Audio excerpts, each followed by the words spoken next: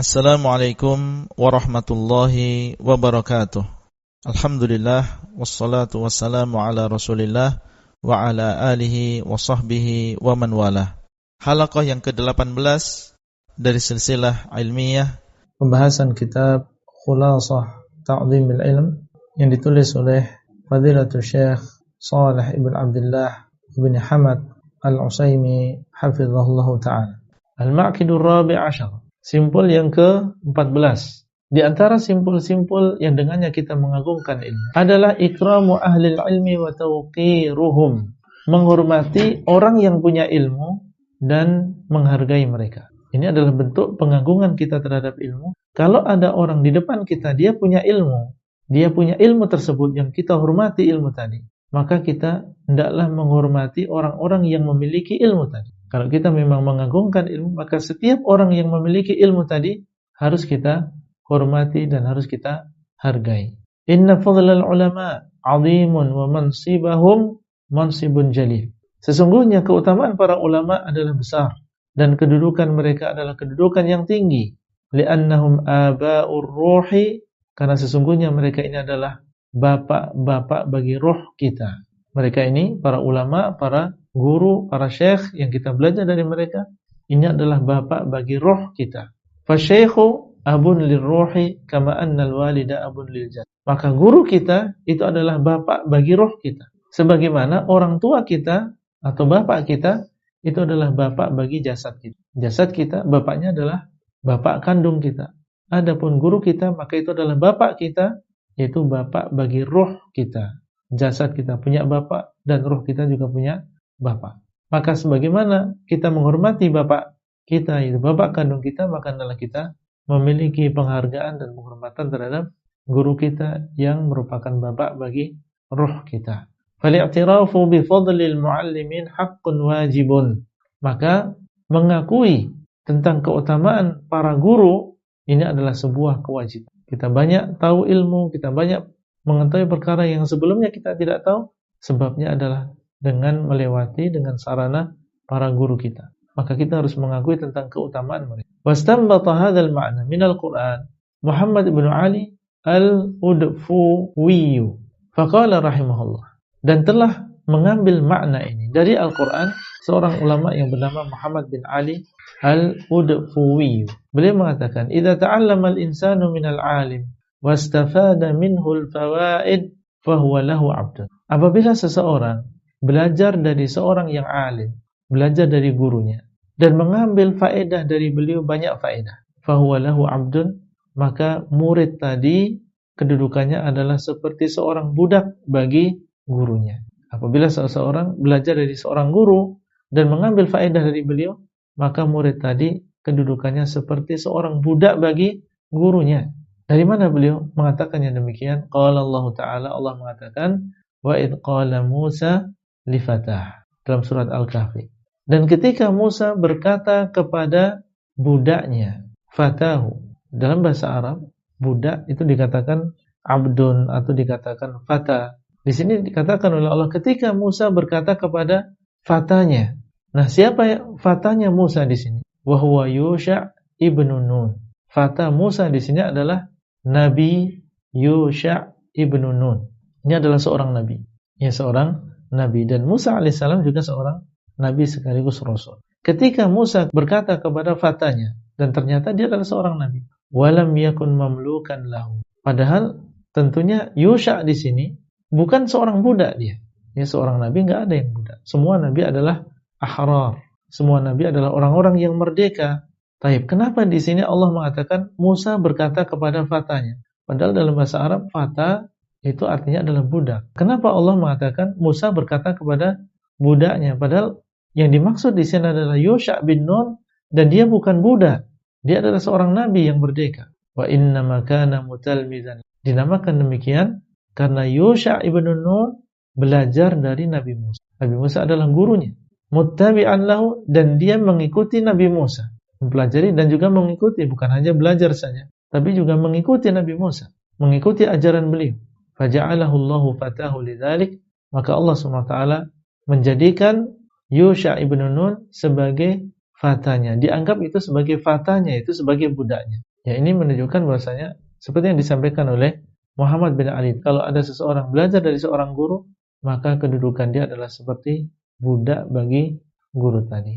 Ini menunjukkan keharusan seseorang menghormati gurunya, karena ini adalah bentuk pengagungan dia terhadap ilmu, menghormati orang yang memiliki ilmu. Waqad amara asy-syara' bi ri'ayati haqqil ulama ikraman lahum wa tawqiran wa i'zazan. Dan syariat ini telah memerintahkan untuk menjaga hak para ulama, karena mereka lah yang membawa ilmu, mereka yang menyampaikan ilmu, sehingga agama ini menjaga dan memerintahkan kita untuk menjaga hak para ulama dan menghormati mereka dan menghargai mereka, memuliakan mereka. Farawa Ahmadu fil Musnad, maka Imam Ahmad meriwayatkan di dalam Musnad an Ubadah ibn Samit radhiyallahu taala anhu anna Rasulullah sallallahu alaihi wasallam qala. Al-Imam Ahmad meriwayatkan di dalam Musnad dari Ubadah ibn Samit bahwasanya Rasulullah sallallahu alaihi wasallam bersabda, "Laisa min ummati man lam yujilla kabirana wa yarham saghirana wa ya'rif li'alimina haqqahu." Bukan termasuk umatku orang yang tidak menghormati orang tua dan tidak menyayangi yang kecil dan tidak mengetahui hak bagi seorang alim. Ucapan beliau bukan termasuk umatku maksudnya adalah bukan termasuk orang yang mengikuti jalanku. Berarti jalan Nabi SAW, sunnah beliau SAW adalah menghormati yang lebih tua, menyayangi yang lebih muda, dan memperhatikan dan mengetahui hak para ulama kita. Menghargai mereka, menghormati mereka, beradab di depan mereka. Maka ini adalah bentuk pengagungan kita terhadap ilmu agama ini. Ketika kita menghargai orang-orang yang membawa ilmu tadi. Wa naqala Ibnu Hazm al-ijma'a ala tawqir al-ulama wa ikramihim. Ibnu Hazm telah menukil ijma', kesepakatan atas keharusan untuk menghormati para ulama dan memuliakan mereka. Ini adalah ijma'. Tidak ada di antara mereka yang menyelisih. Semuanya bersepakat kewajiban kita untuk menghormati dan menghargai para ulama kita. Faminal adabil lazim li syekh 'ala al-muta'allim mimma yadkhulu tahta hadzal asl at-tawadhu' lahu. Nah, di antara bentuk penghormatan kita dan adab kita kepada guru kita, dan ini adalah sebuah kewajiban bagi seorang murid, masuk dalam prinsip ini adalah at-tawadhu' lahu. Rendah hati di hadapan seorang guru. Meskipun mungkin kadang muridnya mungkin lebih cerdas daripada gurunya, tapi termasuk adab di hadapan seorang guru adalah tawadhu'. Kita harus merendahkan hati kita di hadapan guru kita. Jangan sombong di hadapan gurunya. Wal ikbalu alaih, dan juga menghadapkan diri kepadanya, bukan memalingkan diri. Ya, bukan membelakangi, bukan memalingkan dirinya dari gurunya. Ini termasuk penghargaan dan penghormatan kepada, baik di dalam majelis ataupun ketika dia di jalan atau bertemu di jalan, maka dia berusaha untuk menyapa terlebih dahulu kepada gurunya, bukan justru malah dia mungkin pura-pura tidak melihat, pura-pura tidak tahu. Wa adamul iltifati anhu, dan tidak berpaling darinya. Berusaha untuk menghadapkan, berarti kita sedang konsen untuk mendapatkan ilmu dari beliau. Wa mura'atu adabil hadithi ma'ahu, dan juga menjaga adab-adab berbicara dengan beliau. Jangan menyamakan seperti kalau dia berbicara dengan temannya. Wa idza haddatsa anhu 'azzamahu min ghairi ghulu. Kalau dia sedang menukil ucapan beliau, berkata guru kami, kalau sedang menukil ucapannya, maka hendaklah dia menunjukkan sesuatu yang yaitu ada penghormatan terhadap gurunya tadi. Misalnya mengatakan syekhuna atau ustadzuna min ghairi ghuluwin, tapi tanpa berlebihan. Tidak berlebihan. Dia belajar dari seorang ustadz misalnya, kemudian memberikan gelar dengan allamah misalnya atau al-fahamah. Ini berlebihan. Ya, syekh-syekh yang besar saja kadang mereka enggak mau dikatakan allamah, karena ini sudah gelar yang besar. Allamah. Kita punya guru misalnya di masjid kita, kemudian kita mengatakan, berkata guru kami al-allamah, padahal ini adalah laqab yang besar. Maka ini ghulu, berlebihan. Bal yunziluhu manzilatahu, tapi kita menempatkan sesuai dengan kedudukan beliau. Kita mengatakan berkata ustaz, ini menunjukkan ta'zim juga, menunjukkan pengagungan dan penghormatan kita. Tapi jangan berlebihan. Li'alla yashinahu min haitsu arada ayyamdahu, karena supaya tidak justru menjadikan jelek beliau. Kita ingin memujinya, tapi ketika kita berlebihan justru akan menjadi sum'ah beliau menjadi jelek. Orang tahu bahwasanya beliau enggak sampai derajatnya kepada allamah atau syekhul Islam atau dikatakan al-hafidh. Dia tahu kadar gurunya tadi, kadar ilmu dari gurunya tadi. Kita ingin memuji beliau, kemudian kita mengatakan, memberikan laqab Syekhul Islam. Apa yang ada di pikiran orang yang mendengarnya? Ini justru malah akan suudzon kepada guru tadi. Mungkin gurunya yang menyuruh untuk digelari sebagai Syekhul Islam atau Al-Hafidh atau Allamah. Kita ingin memujinya justru menjadikan sum'ah dan wibawa dari guru kita ini malah justru semakin hancur atau menjadi jelek wibawanya. Wa liyashkur ta'limahu wa yad'u lahu. Di antara bentuk penghargaan kita dan pengagungan kita terhadap guru kita adalah mengucapkan syukur dan terima kasih atas pengajaran yang beliau lakukan.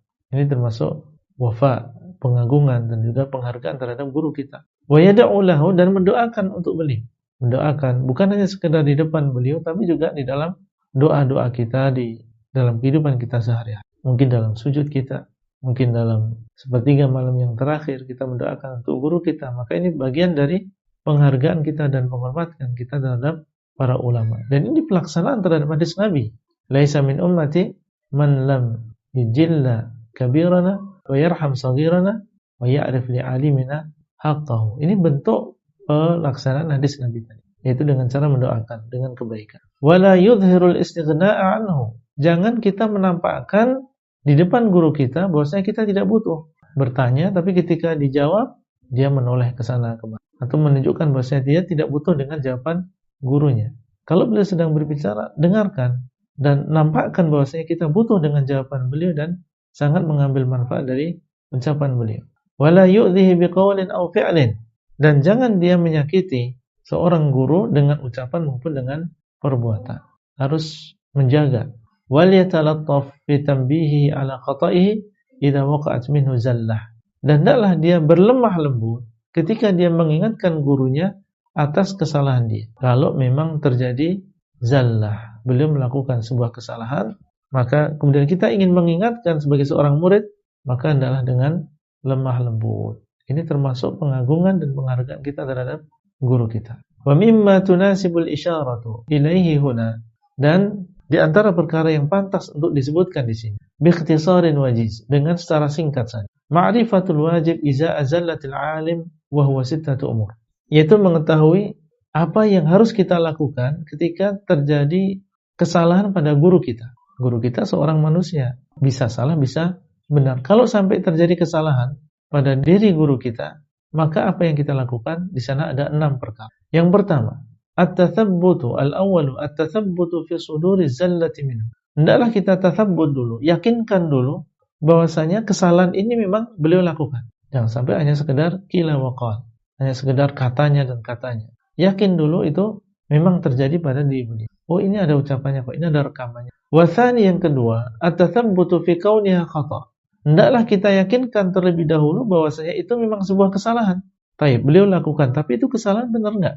Apakah benar itu sebuah kesalahan?